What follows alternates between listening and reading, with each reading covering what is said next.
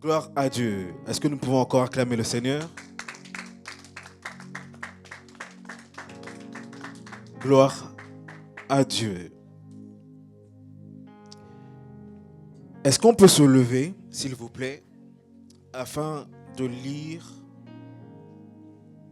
notre verset de cet enseignement que j'ai commencé depuis dimanche dernier? Nous sommes en train de parler de la doctrine de la sanctification. Et j'aimerais qu'on puisse lire notre verset de base. C'est vrai que je peux dire beaucoup de choses. Je peux aller dans d'autres versets. Je peux aller dans d'autres couloirs. Mais sachez que tout ce que je dis, c'est par rapport à ce verset. Quelqu'un peut dire Amen? Non, dis Amen bien, on dirait que tu es bout ce matin. Hébreux chapitre 12, le verset 14. Je vous encourage, faites comme moi. L'apôtre Paul dit, soyez mes imitateurs comme moi je le suis de Christ. Et moi je vous dis, soyez mes imitateurs comme je le suis de Christ. Et par là, je vous encouragerai toujours à mémoriser les versets par cœur. Connaître la référence et être capable de réciter au mot près le verset. Et le verset que je vous propose depuis dimanche dernier est très simple à retenir. Amen. Amen. Non, j'entends que deux Amen. Quelqu'un peut dire Amen? Gloire à Dieu. Hébreux chapitre 12, le verset 14. La Bible dit ceci. Recherchez la paix avec tous et la sanctification, sans laquelle personne ne verra le Seigneur. Je relis une deuxième fois. Recherchez la paix avec tous et la sanctification, sans laquelle personne ne verra le Seigneur. Je relis une troisième fois. Vous pouvez surligner ce verset dans vos Bibles. C'est ta Bible. Quelqu'un a dit un jour, c'est pas bien de surligner dans la Bible parce que en surlignant dans la Bible, tu surlignes Dieu. Or, Dieu est esprit. Dieu, ce n'est pas des écritures. Dieu est esprit. La Bible nous sert à nous révéler qui est Dieu, qui est Christ. C'est un livre. Donc, tu peux surligner. Amen. Je relis une troisième fois. Recherchez la paix avec tous et la sanctification, sans laquelle personne ne verra le Seigneur. Acclamons la parole de Dieu. Vous pouvez vous asseoir. Non, acclamons la parole de Dieu. Gloire à Dieu. Si je dois être sincère avec vous, l'enseignement concernant la sanctification est de moins en moins prêché dans les églises. Parce que tout simplement, les pasteurs ont peur de voir les fidèles de l'église fuir. Parce que nous parlons de choses que les chrétiens en général n'aiment pas. Nous parlons de choses, comme certains le disent, des péchés mignons que chacun conserve dans sa vie, dans son intimité. Et lorsque tu parles de la sanctification, tu rentres dans l'intimité de la personne. Et beaucoup, lorsqu'on parle de la sanctification, se sentent blessés, se sentent humiliés, se sentent, n'est-ce pas, dévoilés. Mais moi, je prends le risque de enseigner sur la sanctification. Parce que mon but, c'est que tu puisses voir le Seigneur. Mon but, c'est que tu ailles au ciel. Et comme je l'ai dit dimanche dernier, je peux tout vous prêcher.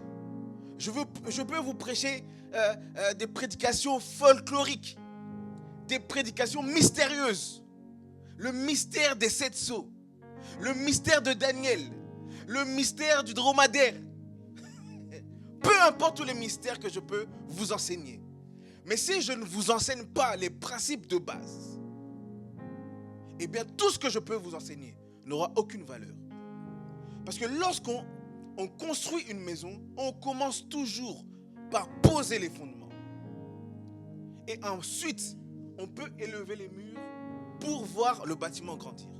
Et le message, la doctrine, n'est-ce pas, de la sanctification fait partie des messages fondamentaux, fait partie des messages de base que tout chrétien doit maîtriser. Voilà pourquoi je vous encourage. Enregistrez s'il faut, mémorisez s'il faut, écrivez tout ce que je dis, c'est très important. Parce que je répète encore une fois, le but, mon but pour chacun d'entre vous, c'est que vous puissiez aller au ciel un jour. Quelqu'un peut dire amen. Le verset qu'on vient de lire est trop clair. Est trop clair. Je prie le Dieu du ciel qui puisse, n'est-ce pas, ouvrir mon entendement, augmenter mon intelligence pour comprendre ce verset. Il est très simple, mais très riche. La Bible dit recherchez la paix avec tous. Cette première partie, comme je l'ai dit dimanche dernier, ne m'intéresse pas trop. On va revenir sur ça un jour. Mais ce qui m'intéresse, c'est plutôt la deuxième et la troisième partie de ce verset. Rechercher la paix avec tous et la sanctification. On peut dire par rapport à ce verset qu'il faut rechercher la paix et il faut rechercher la sanctification. Sans laquelle personne ne verra Dieu. Et comme je l'ai dit dimanche dernier, je le répète encore aujourd'hui, Dieu n'a pas de chouchou. Dieu n'a pas de préféré. Dieu n'a pas une catégorie de personnes qui sont, n'est-ce pas, qui l'épargnent de ce que la Bible dit de faire. Quand la Bible dit que personne ne verra le Seigneur, c'est que personne ne verra le Seigneur. Peu importe, n'est-ce pas, le nombre d'années que tu as fait à l'église, tu ne verras pas le Seigneur. Peu importe, n'est-ce pas, ce que tu fais à l'église, si tu ne te sanctifies pas, tu ne verras pas le Seigneur. Peu importe l'argent que tu donnes, n'est-ce pas, à l'église. Tu peux donner des millions à l'église. Tu peux payer la salle tous les dimanches. Tu peux payer la salle pour tous les mois. Tu peux payer la salle pour toute l'année. Si tu ne te sanctifies pas, ton argent ne te sanctifie pas. Tu ne verras pas le Seigneur. Voilà pourquoi certains, comme je l'ai dit tout à l'heure, ne veulent pas prêcher sur la sanctification parce que la personne qui donne beaucoup d'argent à l'église, si tu lui parles de la sanctification, elle ne donne plus les offrandes. Après, tu es en difficulté, pasteur. Moi, je préfère qu'on puisse rester deux et être deux qui verront le ciel. Je n'ai pas peur, n'est-ce pas, de perdre des fidèles. Je n'ai pas peur de cela. Et je ne prêche pas pour faire bonne apparence devant les fidèles. Je prêche la Bible. Quelqu'un peut dire amen. Je prêche la Bible.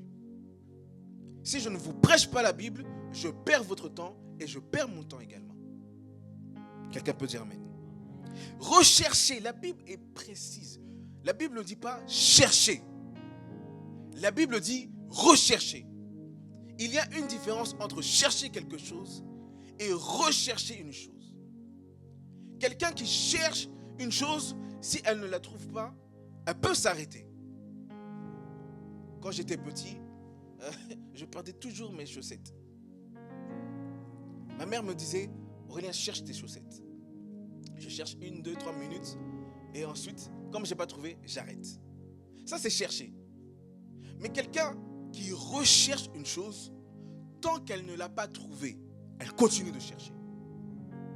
Et là, la Bible dit rechercher la sanctification. C'est-à-dire, la sanctification, c'est quelque chose que tu dois rechercher tout au long de ta vie. Aussi longtemps que le Seigneur te garde en vie, aussi longtemps que le Seigneur te garde les deux pieds sur terre, la sanctification doit être la chose que tu dois rechercher le plus de ta vie spirituelle. Plus que le mariage, plus que le travail, plus que l'argent, plus que la notoriété, plus, et ainsi de suite. Ce que tu dois rechercher le plus dans ta vie, c'est la sanctification. Pourquoi? Parce que la Bible est claire, sans laquelle personne ne verra le Seigneur. Et j'avais dit dimanche dernier, parce que là je fais un rappel, n'est-ce pas, de ce que j'ai dit dimanche dernier. Voir le Seigneur, c'est voir la manifestation de sa gloire dans ta vie.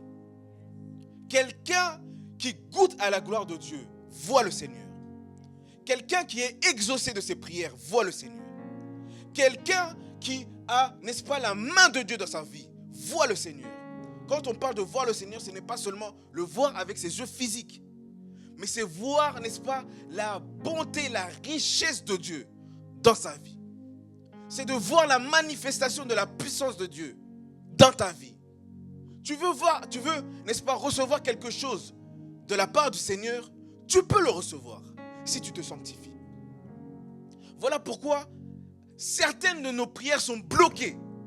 Non parce que Dieu est dans l'incapacité, n'est-ce pas, d'exaucer nos prières, mais parce que nous ne sommes pas dans les dispositions pour recevoir ce que le Seigneur veut nous donner. Dieu n'est pas dans l'incapacité. J'aimerais vraiment que tu m'écoutes attentivement. Dieu n'est pas dans l'incapacité d'exaucer tes prières. Chacune de tes prières est entendue par Dieu. Quelqu'un m'entend? Peu importe la langue, peu importe le langage, peu importe les phrases que tu emploies dans tes prières, aucune de ces prières n'est non entendue par Dieu. Mais parfois, le manque de sanctification bloque nos prières. Voilà pourquoi tu peux faire 2 ans, 3 ans, 5 ans, 10 ans, 15 ans, non exaucé. Non parce que Dieu ne veut pas, mais parce que tu n'es pas tel que Dieu veut. En fait, Dieu n'exauce pas nos prières. Quelqu'un m'entend? Dieu n'exauce pas nos prières. Dieu exauce sa volonté. Quand tu pries, il faut que ce que tu dises et ce que tu es soit dans les dispositions, soit conforme à la volonté de Dieu. Lorsque tu pries, lorsque ta vie est conforme à la volonté de Dieu, Dieu s'oblige, Dieu s'oblige du haut de son trône à exaucer ta prière. Parce que Dieu est un Père responsable.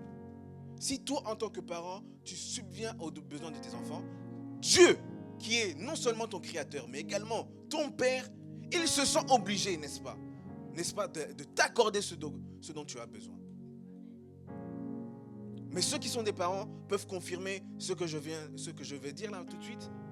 On a beaucoup plus de facilité à donner des cadeaux à un enfant qui est respectueux, à un enfant qui nous respecte. Quand ton enfant te respecte, quand ton enfant fait exactement ce que tu lui dis, même s'il ne le demande pas, tu vas lui donner des cadeaux. Est-ce que je mens? Mais si tu as un enfant désobéissant, tu lui dis va à gauche, lui va à droite. Va à droite, lui va à gauche. Tais-toi, lui parle. Moi j'ai un ami, Dieu l'a changé. Quand il s'embrouillait avec sa maman criait. Sa maman lui disait tais-toi. Elle dit non, je ne me tais pas, c'est toi, tais-toi. Et parfois même la dispute elle est terminée.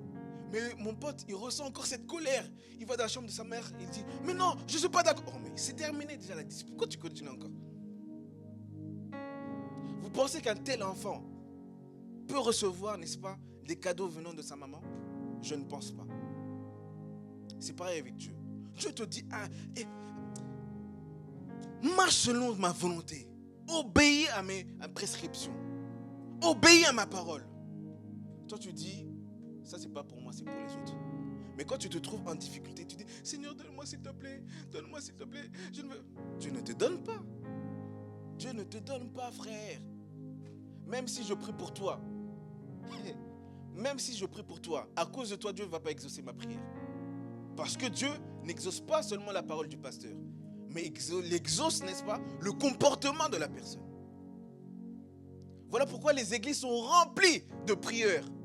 Des gens qui prient trop, qui prient. Mais lorsque tu vois leur comportement, lorsque tu vois leur sanctification, ça ne pousse pas Dieu à exaucer leurs prières. Et lorsqu'ils sont dans des difficultés, ils viennent pleurer. Je prie le Dieu du ciel qu'il n'en soit pas ainsi pour toi. Toi, tu dois être prié et exaucé. Alors, je répète encore une fois. Toi, tu dois prier et être exaucé. Non, je répète encore une fois. Toi, tu dois prier et être exaucé. Alléluia. Alléluia. Alors, ce matin, avec les quelques minutes qui me restent, j'aimerais parler des 3 dimensions de la sanctification. Les 3 dimensions de la sanctification. Le grand thème, c'est la doctrine, n'est-ce pas, de la sanctification. Et dans ce grand thème, j'ai un sous-thème c'est les 3 dimensions de la sanctification. Dis à ton voisin, les 3 dimensions de la sanctification. Bon, change de voisin parce que ton voisin, j'ai l'impression qu'il boude. Dis-lui les 3 dimensions de la sanctification.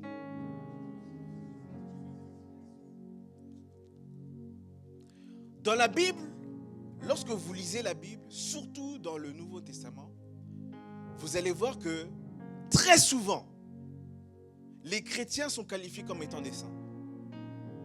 Lorsque tu lis par exemple Éphésiens chapitre 1, à partir du premier verset, quand l'apôtre Paul s'adresse à l'église d'Éphèse, il ne dit pas les chrétiens, mais il les appelle les saints. Lorsque tu lis le livre de Colossiens, l'apôtre Paul, encore une fois, appelle les chrétiens des saints. Or, un des synonymes ou un des mots liés à la sanctification, c'est bien le mot saint. Quelqu'un m'entend? Est-ce que quelqu'un m'entend? Et vous devez savoir que la première dimension, parce que nous parlons des 3 dimensions de la sanctification, la première dimension de la sanctification, s'il vous plaît, prenez des notes. La première dimension de la sanctification, c'est la sanctification de position. Quand l'apôtre Paul, dans Éphésiens, dans Colossiens, appelle ces chrétiens-là saints, c'est une appellation de sanctification par position. La première dimension de la sanctification, c'est la sanctification de position. Dis après moi, la sanctification de position. Dis encore, la sanctification de position. 1 Corinthiens chapitre 1, le verset 30. Prenez la référence, écrivez la référence, je vais le lire et à la maison, vous allez méditer par rapport à ça. La Bible dit dans 1 Corinthiens chapitre 1, le verset 30. Or, c'est l'apôtre Paul qui parle. Il dit, or, c'est par lui. Lui, c'est Dieu. Ok? Or, je peux dire, c'est par Dieu que vous êtes en Jésus-Christ, lequel, de par Dieu, a été fait pour nous sagesse, justification et sanctification et rédemption. Je vais l'expliquer. Ici, l'apôtre Paul est en train de nous dire ceci. Par Jésus-Christ, Dieu sanctifie une catégorie de personnes qu'on appelle les saints. Cette sanctification ne vient pas d'un effort humain. Cette sanctification ne vient pas par une volonté humaine. Cette sanctification est prise en charge par Dieu lui-même. C'est Dieu qui prend une personne et qui la sanctifie. Et dans cette sanctification, il n'y a pas de degré. C'est soit tu es sanctifié, soit tu ne l'es pas. C'est soit tu es saint, soit tu ne l'es pas. Il n'y a pas ceux qui sont saints à 5%, à 10%, à 15%. Ou il n'y a pas ceux qui sont saints à moins 5%, moins 20%. Non. Soit tu l'es, soit tu ne l'es pas. Et dans cette sanctification, il n'y a pas de processus, il n'y a pas de progrès. Soit tu l'es, soit tu ne l'es pas. Et cette sanctification, cette première dimension de la sanctification, s'obtient par la foi en Jésus-Christ. Quand tu crois que Jésus-Christ est mort sur la croix pour toi, quand tu crois que Jésus-Christ est non seulement mort, mais qu'il est ressuscité pour toi, Dieu te prend et te sanctifie. Et quand il te prend et te sanctifie, tu deviens saint. Tu ne deviens pas saint après ta mort, parce que, surtout chez les Africains, ils ont cette coutume d'appeler saint une personne qui est morte. Saint Patrick, Saint Georges. Il nous a quittés, Saint Georges. Sainte Bernadette. Oh, pauvre Sainte Bernadette qui nous a quittés. Non. On n'est pas saint après sa mort. On est saint lorsqu'on croit en Jésus-Christ. Lorsqu'on a la foi en Jésus-Christ. Parce qu'il faut faire la différence entre croire et avoir la foi. Parce que même le diable croit en Jésus-Christ. Il y a même des païens qui croient que Jésus-Christ existe, mais n'ont pas foi en lui. Moi, je parle de ceux qui croient en Jésus-Christ et qui ont la foi en Jésus-Christ. Ceux qui ont la foi en Jésus-Christ directement, sans effort, sans, je ne sais pas moi quoi, sans effort, deviennent saints. Parce que c'est Dieu qui te prend et te sanctifie. Alléluia. Et dans le verset qu'on vient de lire, l'apôtre Paul dit que Jésus est notre sanctification. Qu'est-ce que ça veut dire? Jésus est le moyen que Dieu a utilisé pour sanctifier une personne. Jésus est le moyen que Dieu a utilisé pour sanctifier son Église. Voilà pourquoi toi qui me regardes ce matin, tu es un saint. Que tu aies péché, que tu n'aies pas péché. Je sais que ça peut choquer. Que tu aies péché ou pas, tu es saint. Quelqu'un m'entend? Que tu aies prié ce matin ou pas, tu es saint. J'irai encore plus loin. Même si je n'encourage pas cela. Tu peux ne pas venir à l'église. Tu peux ne pas venir à l'église. Parce que tu as la foi en Jésus-Christ, tu es saint. Quelqu'un m'entend? Voilà pourquoi, si tu ne sais pas comment m'appeler, tu peux m'appeler Saint Aurélien. Si tu cherches, comment on peut appeler Aurélien? Appelle-moi Saint Aurélien. Parce que j'ai foi en Jésus-Christ, nous sommes des saints. Voilà pourquoi je peux dire Sainte Noémie, Sainte Délive, Sainte Fabienne, Sainte Cécile, Sainte Christie. Tout le monde ici, si tu as la foi en Jésus-Christ, tu es saint. Dis à ton voisin, je suis saint. Non, que tu ne sois d'accord ou pas, je suis saint. Que tu me boudes ou pas, je suis saint. Que tu sois content de moi ou pas, je suis saint. Et cette sainteté s'obtient par Dieu lui-même. Hébreux chapitre 10, le verset 10, qui vient encore amplifier et confirmer ce que je suis en train de vous dire.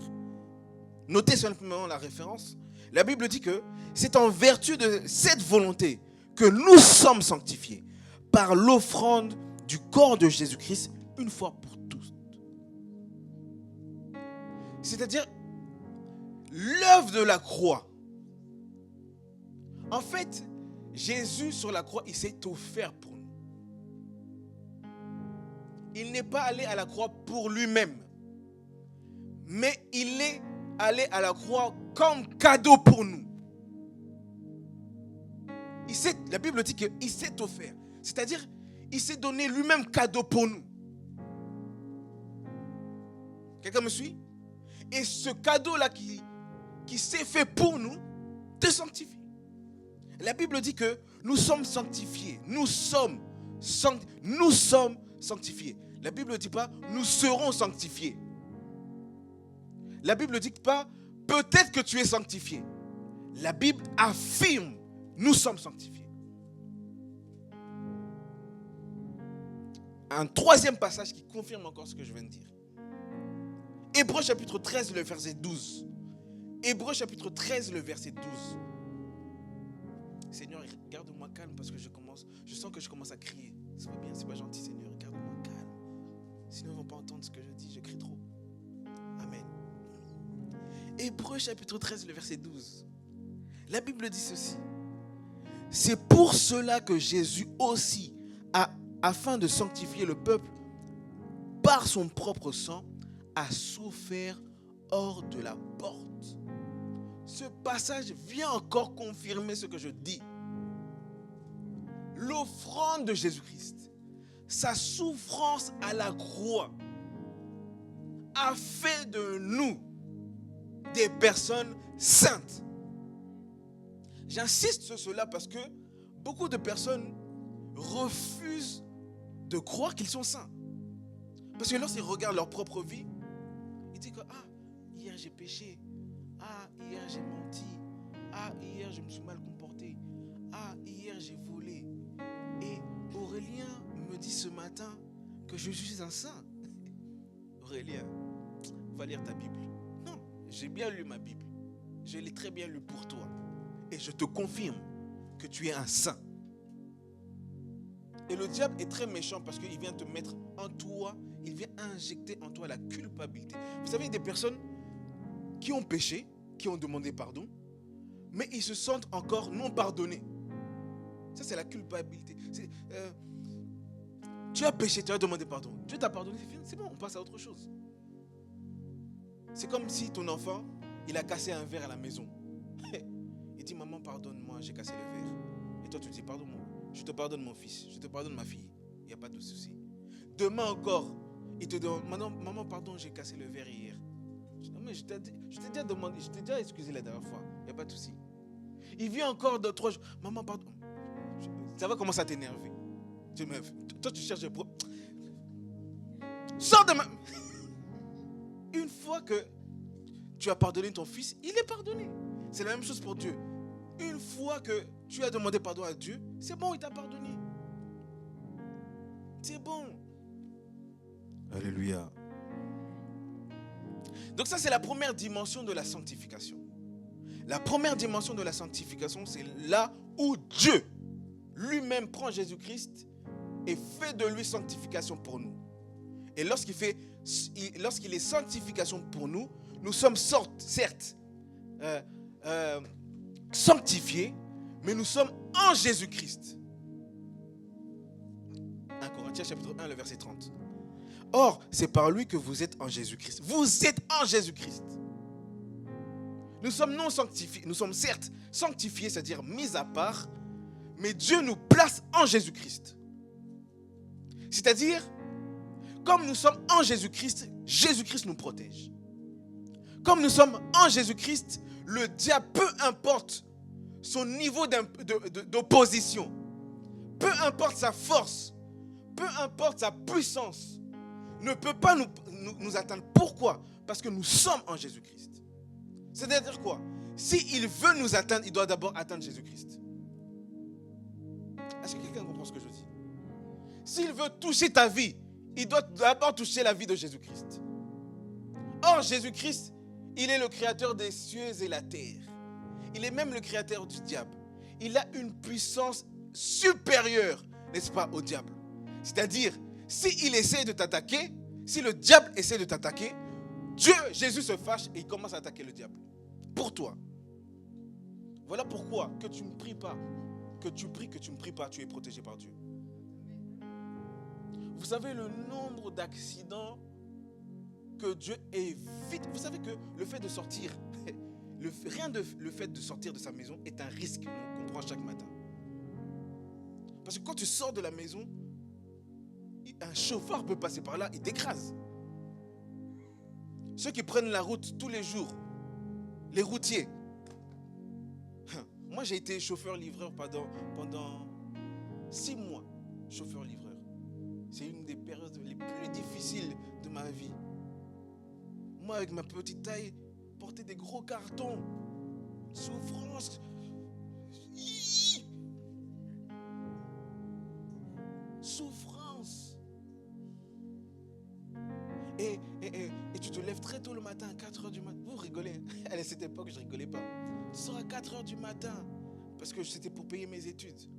Livraison le matin, l'après-midi, j'allais en cours.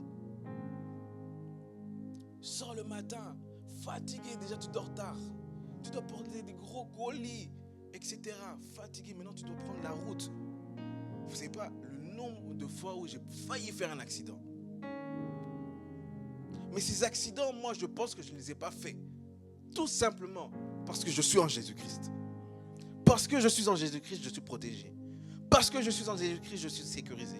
Parce que je suis en Jésus-Christ... Oh. Est-ce que quelqu'un comprend ce que je suis en train de dire?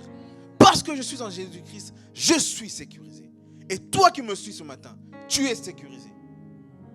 Voilà pourquoi lorsque le diable vient t'intimider, rappelle au diable que je suis en Jésus-Christ. Lorsque le diable vient te faire des grimaces, hey, coucou, je suis là, moi le diable. Dis-lui aussi, coucou, moi je suis en Jésus-Christ. Alléluia. Alléluia. Ça, c'est la première dimension de la sanctification. Deuxième dimension de la sanctification. La deuxième dimension de la sanctification, je l'appelle la sanctification pratique. La sanctification pratique. Dans la sanctification de position, c'est Dieu qui sanctifie. Mais dans la sanctification pratique, c'est toi qui te sanctifies. Quelqu'un me suit? Dans la sanctification de position, c'est Dieu qui te met à part. Mais dans la sanctification pratique, c'est toi-même qui te mets à part pour Dieu. Et j'aimerais par là dire une vérité. Dans la sanctification, en fait, on ne se sanctifie pas pour être saint. On se sanctifie parce qu'on est saint. Quelqu'un voit la différence? Lorsque tu te sanctifies, tu ne te sanctifies pas pour devenir de plus en plus saint. Tu te sanctifies parce que tu es saint. Ou en d'autres termes, quelqu'un qui n'a pas foi en Jésus-Christ, même s'il se sanctifie, sa sanctification n'aura pas de valeur. Pourquoi? Parce qu'il n'a pas encore atteint la première dimension de la sanctification. Pour atteindre la deuxième dimension de la sanctification, il faut d'abord régler la première dimension de la sanctification. Lorsque tu as foi en Jésus-Christ, tu as atteint la première dimension de la sanctification. Et cette première dimension de la sanctification te donne accès à la deuxième dimension de la sanctification. Quelqu'un comprend ce que je dis? Et la sanctification pratique, c'est un processus qui dure toute une vie. Pour la première dimension de la sanctification, on l'est une fois pour toutes. Mais la deuxième dimension de la sanctification est une pratique qu'on doit exercer aussi longtemps qu'on est sur terre. Chaque jour, tu dois te sanctifier. Chaque matin, tu dois te sanctifier. Et lorsque vous lisez l'Ancien Testament, on parle des sacrificateurs. Les sacrificateurs, ce sont ceux qui devaient travailler dans le temple. Le temple, c'était un lieu où Dieu, n'est-ce pas, résidait. Parce que le temple, c'était, n'est-ce pas, la maison de Dieu sur la terre. Et tout sacrificateur qui devait s'approcher de Dieu dans le temple devait se sanctifier. Pourquoi? Si tu t'approches de Dieu non sanctifié, la présence de Dieu te tue. Quelqu'un m'entend? Est-ce que vous savez que la présence de Dieu peut nous apporter de bonnes choses, mais peut nous apporter des mauvaises choses? Parce qu'on ne rigole pas avec Dieu. On ne joue pas avec Dieu. Dieu tue plus que le diable. Voilà pourquoi Dieu a dit à Moïse, parce que Moïse voulait voir Dieu. Moïse a dit non, personne ne peut me voir et vivre. Parce que la présence de Dieu est, il y a tellement une gloire intense que l'homme ne peut pas, n'est-ce pas, vivre lorsqu'il est en présence de Dieu. Voilà pourquoi Jésus-Christ, qui est Dieu, est venu dans un corps humain pour que les hommes puissent le voir. L'homme peut voir le corps, mais si Jésus qui est Dieu sort du corps, tu vois Jésus hors du corps, tu meurs. Parce qu'on ne peut pas voir Dieu. Voilà pourquoi, pour être gentil avec Moïse, Dieu lui a dit, ok, je te fais voir seulement mon dos. Vois au moins mon dos. Comme ça, tu peux dire que j'ai vu Dieu. Si tu vois ma face, Moïse, tu meurs. Et il faut qu'à chaque fois que tu viens dans la présence de Dieu, dans tes moments d'intimité, et même à l'église, tu dois te sanctifier. Tu dois te sanctifier. Tu ne peux pas venir comme ça, tu te réveilles, tu as mis tes habits, tout ça, tu ne viens pas. Tu viens comme ça d'après. Non, non. Sanctifie-toi d'abord. Parce qu'il y a Dieu ici. Dieu peut nous accorder des bonnes choses. Mais sa présence aussi peut t'apporter des mauvaises choses. Suivez des témoignages. Il y a des témoignages. Voilà pourquoi même prêcher, vous savez que c'est un grand risque. je vous dis la vérité, à chaque fois que je me tiens ici, devant vous, j'ai peur. Je ne viens pas devant vous par habitude. Je ne viens pas devant vous parce que j'ai l'habitude de prêcher. C'est un grand risque que je prends ici. Premièrement, parce que je suis supposé dire ce que Dieu dit. Je suis le porte-parole de Dieu. Il faut que tout ce que je dis soit ce que Dieu dit vraiment. Quelqu'un m'entend? Deuxièmement, même si je dis ce que Dieu dit, il faut que ma vie soit conforme à ce que Dieu dit. Pourquoi? Si je ne me sanctifie pas, je viens ici, je meurs. Suivez des témoignages, regardez des vidéos YouTube. Vous allez voir qu'il y a des témoignages où des personnes, des hommes de Dieu, des pasteurs ont perdu la vie juste en venant ici.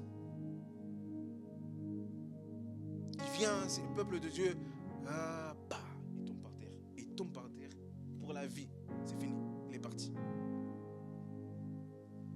Et ceux qui lisent, un jour on va étudier, n'est-ce pas, l'Ancien Testament, mais comprenez que les sacrificateurs dont je parle, qui devaient se sanctifier pour aller dans le temple, le souverain sacrificateur, on lui a attaché, comment on appelle ça?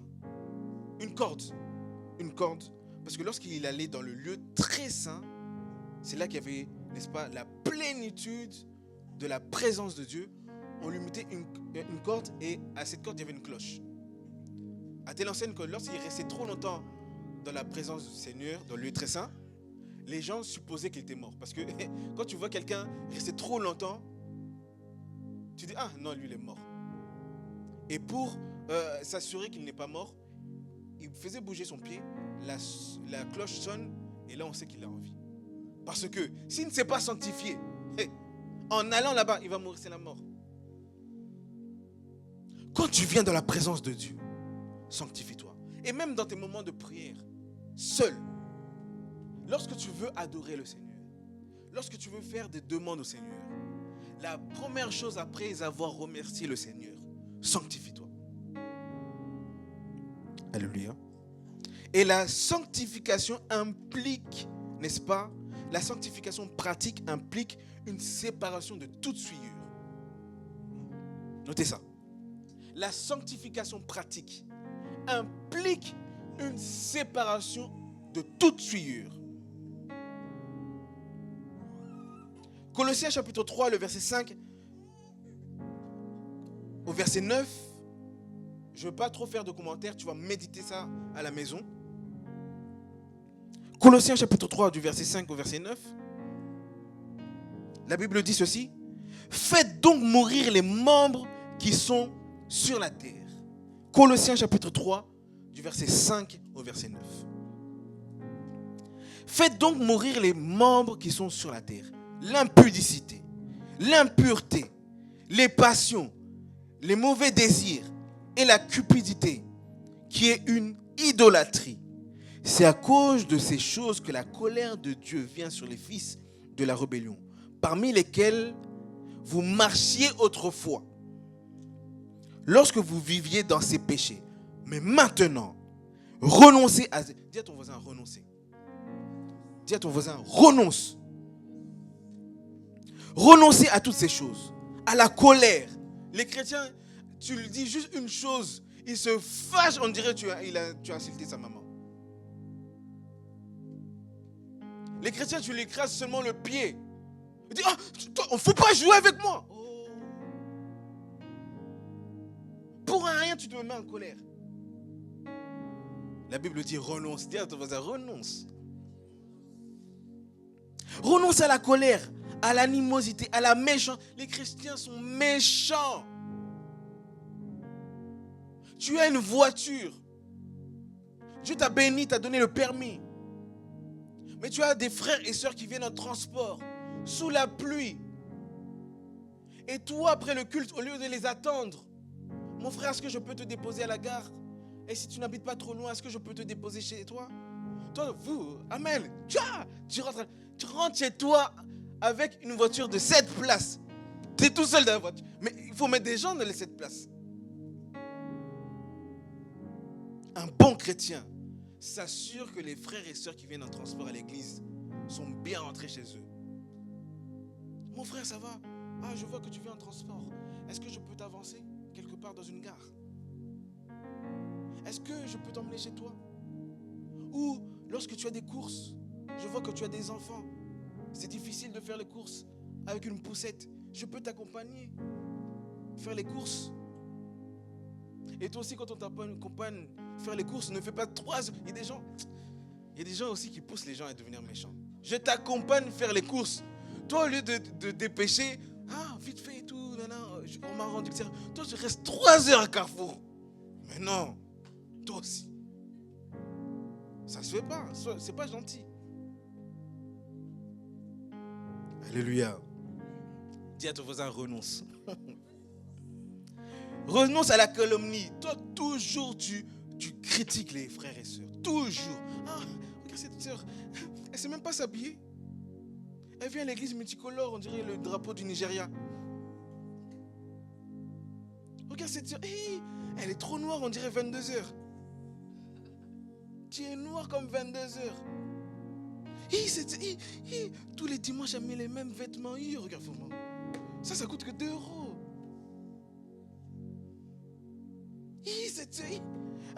Elle est trop à côté du pasteur. Elle croit que c'est elle qui va aller au ciel en premier. Toujours c'est elle qui porte la Bible du pasteur. Toujours elle est papa. Dis à ton voisin, renonce. Si elle est à côté du pasteur, c'est quoi ton problème?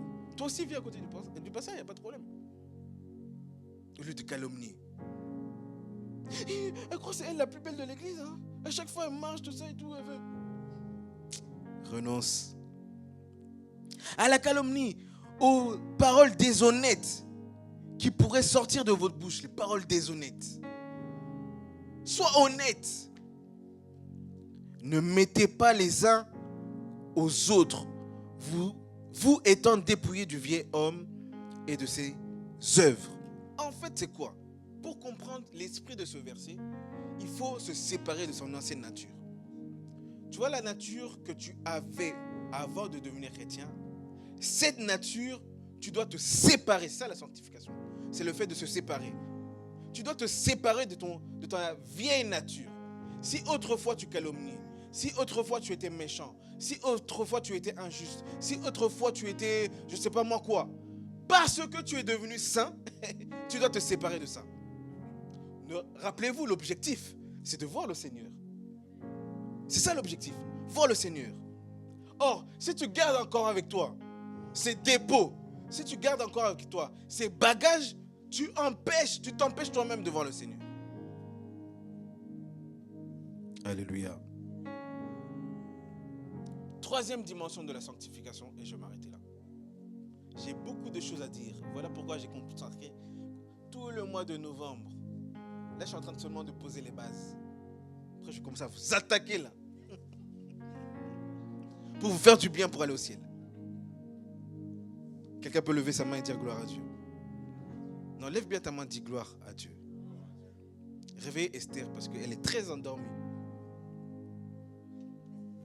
Troisième dimension de la sanctification. La première dimension de la sanctification, c'est la sanctification de position. La deuxième dimension de la sanctification, c'est la sanctification pratique. La troisième dimension de la sanctification, c'est la sanctification complète et totale.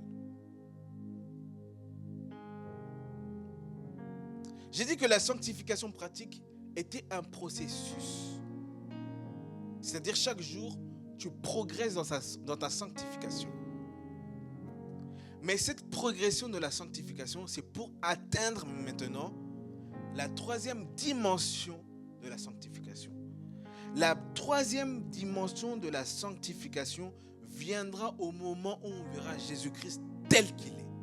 C'est-à-dire, après l'enlèvement, nous verrons Jésus tel qu'il est. Pas une figure, pas une représentation. Non, on verra Jésus, le Jésus que tu as tellement chanté, le Jésus que tu as tellement prié, le Jésus pour lequel tu as tellement jeûné, tu as chanté, tu le verras tel qu'il est. Et si tu le vois tel qu'il est, c'est que tu as atteint la troisième dimension de la sanctification. 1 Corinthiens chapitre 13, le verset 10. Mais 1 Corinthiens chapitre 13, le verset 10. 1 Corinthiens chapitre 13, le verset 10. Mais quand ce qui est parfait sera venu, quand ce qui est parfait sera venu, là on parle d'une personne. On ne parle pas d'une chose, on parle d'une personne. Quand cette perfection-là qui est Jésus-Christ sera venue, ce qui est partiel disparaîtra. Or, parmi les choses partielles, il y a la sanctification pratique. Parce que la sanctification pratique, tu n'atteindras jamais une perfection totale. Voilà pourquoi Dieu te demande lorsque tu pêches, n'est-ce pas, de demander pardon, de te sanctifier. Cela prouve que, humainement, en tant qu'humain, on ne peut pas atteindre le niveau parfait de sanctification. Quelqu'un m'entend? Mais maintenant, quand on atteint la troisième dimension de la sanctification, on ne demande plus pardon. Parce qu'on est sanctifié. Dès que tu vois Jésus-Christ tel qu'il est, après l'enlèvement, tu dois te dire que c'est fini. Plus aucun moyen de pouvoir pécher. Au ciel, personne ne péchera. Tu crois que tu seras au ciel avec Dieu et tu as volé le chargeur de ton frère? Non. Je pense que, parce que au ciel, la Bible dit dans Jean chapitre 14 que Jésus est parti au ciel nous préparer une place, une maison. Et lorsqu'il va venir nous chercher, nous irons dans ces maisons. Maintenant, si dans ma maison il y a un chargeur, toi tu n'as pas de chargeur, tu crois que tu vas voler mon chargeur dans ma maison au ciel? Non. Il n'y a plus de péché au ciel. Il n'y a plus de péché au ciel. La sanctification, quel que soit le niveau de notre sanctification pratique, dès que tu es au ciel, tu es dans une sanctification complète et finale. C'est terminé. Amen. Et lorsque tu atteins, n'est-ce pas, la sanctification complète et finale, Dieu change ton corps. Tu auras un corps glorifié, sans imperfection, sans souillure, sans impureté, un corps parfait. Quelqu'un m'entend? Voilà pourquoi vous pouvez vous moquer de moi, j'ai plus de cheveux, c'est pas grave. Mais au ciel, dans mon corps, j'aurai des cheveux. Toute forme d'imperfection au niveau du corps, ça ne sera plus au ciel. Pourquoi? J'aurai un corps parfait. Tu auras un corps parfait. Plus besoin de maquillage. Plus besoin de faire les cils jusqu'à, on dirait, tu es en train de dessiner quelqu'un. Plus besoin. Pourquoi? Parce que j'ai un corps glorifié. Et c'est à cela que tu dois aspirer. C'est à cela que tu dois viser. Ça doit être le but de ta vie. Atteindre cette dimension de sanctification. Où il n'y aura plus de pleurs. Où il n'y aura plus de maladies. Où il n'y aura plus de soucis. Où il n'y aura plus de problème d'argent, problème de ceci. Plus rien. Pourquoi? Parce qu'au ciel, tout fonctionne parfaitement tel que Dieu le veut. Est-ce que je suis en train de parler à quelqu'un? Chaque jour de ta vie, chaque heure de ta vie, chaque seconde de ta vie, pense au ciel. Tu dois te dire à toi-même, mon objectif c'est le ciel. Vous savez, ce n'est pas des illusions, ce n'est pas une science-fiction, ce n'est pas une série Netflix. Ce que je dis, c'est des choses qui vont arriver, et très bientôt. Parce que nous sommes en train de vivre, voilà pourquoi ne manque pas les 3 premiers dimanches du mois de décembre. Nous allons parler de l'enlèvement de l'église, du dernier virage de l'église. Vous allez comprendre beaucoup de choses. Nous sommes en train de vivre une période où il y a une forte probabilité que Jésus-Christ revienne. Et moi, ça c'est ma propre conviction. Je suis convaincu que Jésus-Christ reviendra à notre époque. Tout ce que tu vois là aura une fin. Maintenant, où est-ce que tu vas passer ta fin? Est-ce que ce sera au ciel avec nous? On va manger, on va danser. C'est ce qui va se passer au ciel. On va manger, on va danser, on va louer, adorer le Seigneur. Ou aller en enfer où tu brûles à vie. Vous savez, des fois, quand tu te douches et que tu as mis l'eau un peu chaude, tu te dis... Quelqu'un a déjà eu ça? Tu as mal contrôlé, tu as mal réglé les trucs. Ah! T'as vu comment tu cries? Tu vois comment tu sursautes? Maintenant, dis-toi que déjà le degré de chaleur sera beaucoup plus élevé que l'eau chaude là que tu as mis.